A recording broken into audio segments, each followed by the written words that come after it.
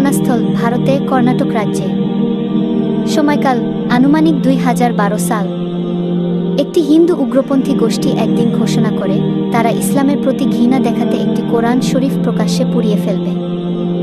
তারা গ্রামের মাঝখানে একটি বিশাল আগুন জ্বালায় এবং কোরআন শরীফকে আগুনে নিক্ষেপ করে। কিন্তু যেই মুহূর্তে কোরআন আগুনে ফেলা হয়, পুরো আগুন নিজে থেকেই নিভে যায়, যেন বাতাস হঠাৎ বন্ধ হয়ে গেছে, চারপাশে নিস্তব্ধতা নেমে আসে।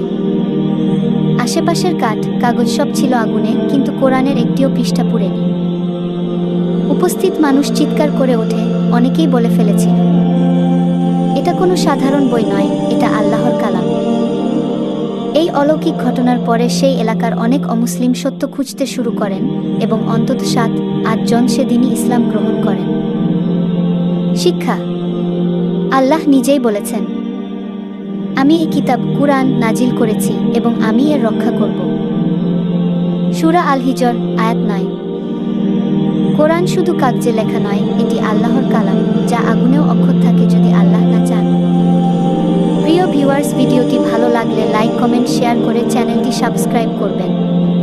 প্রিয় ভিউয়ার্স, আপনারা ভিডিও দেখেন কিন্তু সাবস্ক্রাইব করেন না। আপনাদের কাছে চ্যানেলটি সাবস্ক্রাইব করার অনুরোধ রইল। দেখা হচ্ছে নতুন কোনো ভিডিওতে। আসসালামু আলাইকুম।